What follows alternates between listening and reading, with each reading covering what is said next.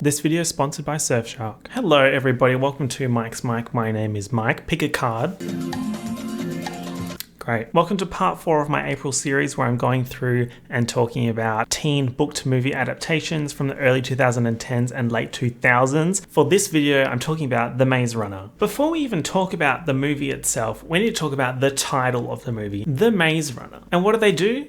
They run the maze. Divergent could never. I'm still processing Divergent. That was so much to deal with. The outfits, there must be consequences for these actions. Okay, so let's talk about The Maze Runner. So the movie starts and it's all darkness. And then we meet our first character, and it is the white boy of the month from March 2018, Dylan O'Brien. He's like waking up from something. He's giving very like, help me, I'm in an elevator hurtling upwards. Like, we've all been there. He gets to the surface and it's just my absolute worst nightmare. It's a group of teenage boys all standing in a circle, staring and laughing. By royal decree, no more teenage boys. He gets out of the elevator and he looks around and there's just these giant walls everywhere. And I get that that could be scary for some, not me. I love concrete. I would trade places in a second if it weren't for the teenage boys everywhere. Also, was this your card? We meet our first character with an actual name, and that is Mr. Albie. Albie is giving Zaddy of the group. He's the leader. Albie gives Bestie a tour of the grounds. It looks like they're in a little square glade. They call each other gladers or something, which is... Maybe it was too ahead of its time for certain people. They eat, they sleep, they girl boss inside this glade. So the box is the elevator that Dylan O'Brien came out of, and it seems like a new bestie arrives out of the box once every month, much like a meal plan subscription. Next we meet Newt, played by, I think his name is Thomas Sangster Brody.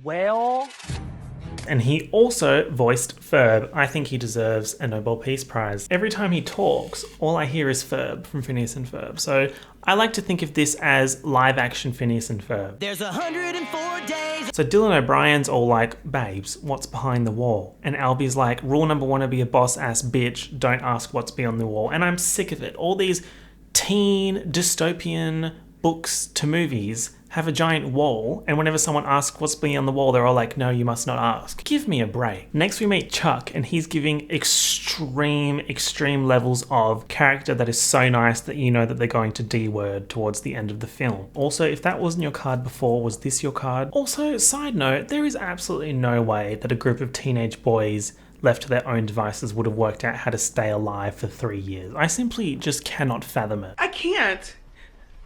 Get out. New character alert, we meet Mino. Now, Mino is a runner, he runs the maze. He's a runner, he's a track star. I would not do that job. They just run all the time. That just seems so tiring. Also, last time I went for a run, I fell in a hole. Meanwhile, Ferb is telling Dylan that there's also monsters in the maze. Also, there's this guy. He's one of those half villain, half not villain. To quote Nicki Minaj's 2017 single, No Frauds, pick a side, pick a side. That was a good reference. So our main bestie suddenly remembers his name, and he is Thomas. Thomas is having all these weird dreams, and the dreams consist of an older white lady saying wicked is good. Also, she looks like she teleported straight out of Big Little Lies. Very much live, love, laugh. Very much girl boss gaslight gatekeep. In these dreams that Thomas is having, there's also these computers and monitors everywhere, and that scares me. Are you protecting your data? Are you browsing securely? That seems like a them problem, not an us problem. Why? Because this video is sponsored by Surfshark. Surfshark is a virtual private network available as an app and browser extension that essentially lets you access content from anywhere in the world and also encrypts your data so you can browse safely online. The internet? 'Tis but a scary place. Shakespeare said it. You might be doing banking on random free public networks in Europe, for example. Hi Dad, and that's where Surfshark comes in. One of the many features of Surfshark is the Clean Web feature, which lets you browse with no ads, tracking malware and phishing attempts, and that is phishing with a PH. But if you wanted to block phishing with an F, that's totally up to you, that's your business. Surfshark makes it super easy to change your location, which allows you to unlock geo-locked content, which is perfect for streaming services. Hypothetically, if there was an ultra iconic breathtaking YouTuber They had a bunch of videos that were randomly blocked in some specific countries and you couldn't watch those videos. Perhaps Surfshark can help with that. Also, Surfshark offers one account to use on unlimited devices. Doesn't that all sound great? Well, it's about to get better. Dun, dun, dun, dun. Use my code MIKESMIC, MIKESMIC, to get 83% off and then also 3 extra months free. Bye. Surfshark offers a 30-day money-back guarantee, so there's no risk for you to try it out for yourself. Make sure you check out the link in the description. Thank you, Surfshark, for sponsoring this video. Let me get one thing clear. This movie is good, okay? Watching this movie, I was like, I would have lived if I saw this in the cinema. What is better than a high ceiling? An extremely high wall that has no ceiling and is part of a maze that changes every day. That's exactly what I want. Thomas is like, why don't you climb the walls then, you absolute idiots? And they're like, no, the vines don't reach that high enough. The vines reach like 70% up the wall or something. Let's grow, girls. Suddenly, one of the lads is chasing Thomas, and he's got black eyes and he looks all sick and twisted, okay? Turns out he got bitten by one of the maze monsters. It's getting weird. And they're all like, you're too far gone, you need to leave now. So they sent him off into the maze in like a little like witchy ceremony. Zimzalabim, zimzalabim. Okay, so Albie and Mino go into the maze for a little bit of a laugh, right? And they spend the day in there and they come back and it's getting dark. And everyone's like, wait, why are they not out yet? Because the doors to the maze close at sunset. And then they see them come around the corner and it looks like Mino's carrying Albie. And everyone's like, whoa. And Thomas is like, no, I don't endorse that. Pause that. And he runs in as the doors are closing. In the distance, they can hear like monsters growling. It's giving Harry Potter and the Goblet of Fire. It's giving Voldy. Okay, where's Cedric? Gotta say, giant mechanical spider that lives inside of a maze is giving quite Grimes energy. Also, was this your card? Grimes actually liked my comment on her TikTok. Stay mad. Anyway, so they survived the night in the maze, and I think it's because they streamed the Twice discography before they went in and just gave them a little bit something extra. And the lads are in shambles, and you know why? Because there's a girl in the box. She wakes up, she sees Thomas, and she's like, hi, sir, Thomas, sir, I know your name. And everyone's like, what? The way that Thomas got out of that elevator and started running this shit instantaneously. I know the rest of those teenage boys were mad as hell when this one girl they've seen in 3 years comes out and she says the name of the boy that's been there for 3 days. So Thomas and Mino go back into the maze to suss the monster that they killed. Also, they killed a monster. I forgot to say that.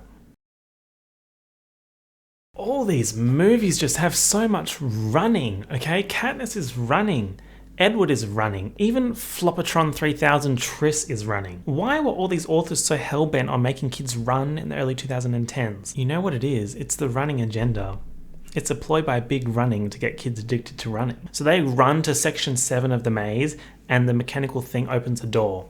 Everybody moved. And then they're just running again. Such obscene levels of running. Okay, my blood sugar is getting low just looking at it. And just when you think things are going to get worse, they do. The doors to the glade are supposed to shut at sunset, and they're not shutting. The monsters have decided that it is factually snack time, and you know what? I don't blame them. Thomas injects himself with the venom of one of the legs of the giant spiders so he can have a little trip and remember stuff, and he does remember stuff. Turns out that he was actually an employee of Wicked and he was running the maze. The hungry game of it all. It's like all of these authors had a pool of plot points for YA dystopian novels that they could pull from to make their novels. For example, we have Dystopian Hellscape. We have Giant Unexplained Wall. Also, we have a complete lack of acne. You're telling me none of these teenagers had acne? Blah, blah, blah. All the iconic main characters decide that they're going to run into the maze and save themselves by going through that secret door that they found in section 7.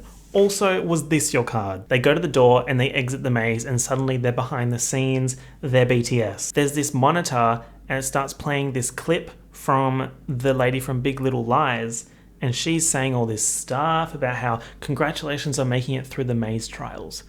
I would not have made it. No way, with that amount of running. So she actually comes through and gives us a little bit of context as to what the wall was and what's going on and everything like that. Again, Divergent could never. And then she pulls a revolver and she goes boom. Okay, so 1 hour, 30 minutes into the movie, surely that's enough character building trauma for our main character, right? Wrong. This guy appears. I can't stand him. He debuted at 85 and fell off the next week. Also, how did you get through the maze, sir? He's got a gun and he's like, well, you know what, time to die. And they're like, no, and he shoots the gun. And then the nice guy, Chuck, jumps in front, takes the bullet and dies. Thomas is like, oh, this is the worst day of my life. Me when I lie. You've known this boy for 3 days. At the end of the movie, this SWAT team arrives and escorts them out of the facility. But wait, plot twist. Was this your card? Turns out Big Little Lies lady faked her sewer left right.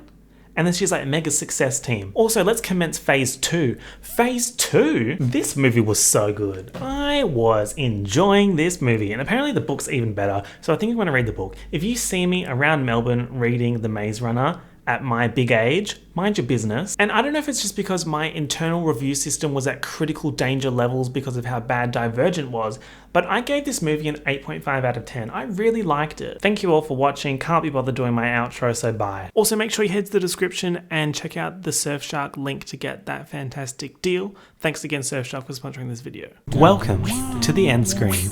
Here you will find another video for you to watch and a link to easily subscribe to my channel. So make sure you subscribe to my channel.